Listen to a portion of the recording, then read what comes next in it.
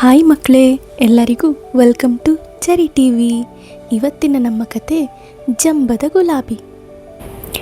ಒಂದಾನೊಂದು ಕಾಲದಲ್ಲಿ ಒಂದು ಹಸಿರು ಮೈದಾನದ ನಡುವೆ ಸುಂದರವಾದ ಉದ್ಯಾನವನವಿತ್ತು. ಅಲ್ಲಿ ಅನೇಕ ಬಣ್ಣ ಬಣ್ಣದ ಹೂವುಗಳು ಅರಳಿದ್ದವು. ಅವುಗಳ ಮಧ್ಯದಲ್ಲಿ ಅತ್ಯಂತ ಆಕರ್ಷಕವೂ ಸುಂದರವೂ ಆದ ಕೆಂಪು ಗುಲಾಬಿ ನಿಂತಿತ್ತು. ನೋಡಿ ಹೂವುಗಳೇ, ಈ ಇಡೀ ಉದ್ಯಾನವನದಲ್ಲಿ ನನಗಿಂತ ಸುಂದರವಾದ ಹೂವು ಯಾವುದೂ ಇಲ್ಲ ಎಂದು ಗರ್ವದಿಂದ ಹೇಳಿತು.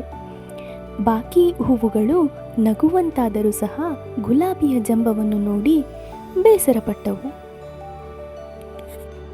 ಗುಲಾಬಿಯ ಹತ್ತಿರವೇ ಒಂದು ಸಣ್ಣ ಕ್ಯಾಕ್ಟಸ್ ವಾಸಿಸುತ್ತಿತ್ತು. ಕ್ಯಾಕ್ಟಸ್ ಖುಷಿಯಿಂದ ಶುಭೋದಯ ಗುಲಾಬಿ ಎಂದಿತು.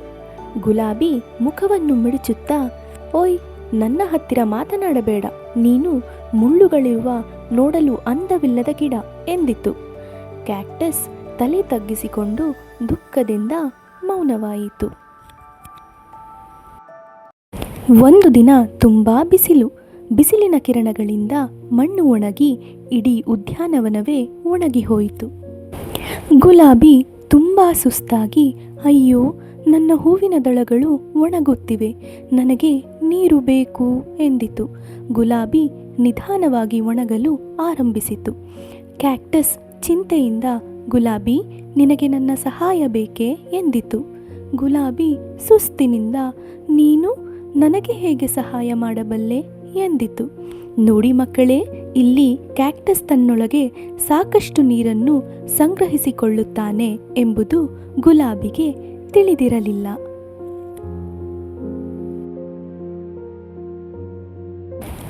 ಕ್ಯಾಕ್ಟಸ್ ನಿಧಾನವಾಗಿ ತನ್ನ ದೇಹದೊಳಗಿನ ನೀರಿನ ಹನಿಗಳನ್ನು ಹೊರಗೆ ಬಿಡುತ್ತದೆ.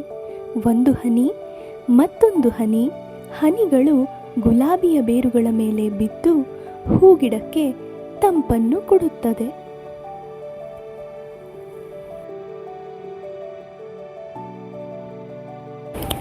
ಗುಲಾಬಿಯು ನಾಚಿಕೆಯಿಂದ, ನಾನು ನಿನಗೆ ತುಂಬ ಕೆಟ್ಟ ಮಾತು ಹೇಳಿದರೂ ಸಹ ನೀನು ನನಗೆ ಸಹಾಯ ಮಾಡಿದ್ದೀಯಾ? ಕ್ಯಾಕ್ಟಸ್ ಹೇಳುತ್ತದೆ, ಸಹಾಯ ಮಾಡುವುದು ಸುಂದರ, ಸ್ನೇಹ ಬೆಳೆಸುವುದು ಅದಕ್ಕಿಂತಲೂ ಸುಂದರ. ಆವಾಗ ಗುಲಾಬಿಯು, ಕ್ಷಮಿಸು ಕ್ಯಾಕ್ಟಸ್, ನಿನ್ನನ್ನು ನನಗಿಂತ ಕಡಿಮೆ ಅಂದುಕೊಂಡೆ. ನನಗೆ ಈಗ ತಿಳಿಯಿತು, ಸುಂದರತೆ ಹೊರಗೆಯಲ್ಲ, ಹೃದಯದಲ್ಲಿ ಇರಬೇಕು ಎಂದು. ನೀನು ನನ್ನ ಸ್ನೇಹಿತನಾಗುವೆಯಾ ಎಂದು ಕೇಳಿತು.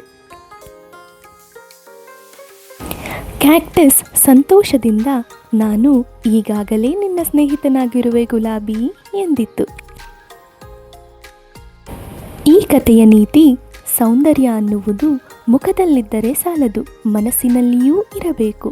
ಅದೇ ನಿಜವಾದ ಸೌಂದರ್ಯ. ನೋಡಿದ್ರಾ ಮಕ್ಕಳೇ ಜಂಬದ ಗುಲಾಬಿಯ ಕಥೆ? ಇನ್ನೂ ಇಂತಹ ಸುಂದರ ಕಥೆಗಳನ್ನು ಕೇಳಬೇಕು, ನೋಡಬೇಕು ಅಂದರೆ ಚೆರಿ ಟಿವಿನ ಸಬ್ಸ್ಕ್ರೈಬ್ ಮಾಡಿ, ಲೈಕ್ ಮಾಡಿ, ಶೇರ್ ಮಾಡಿ. Thank you.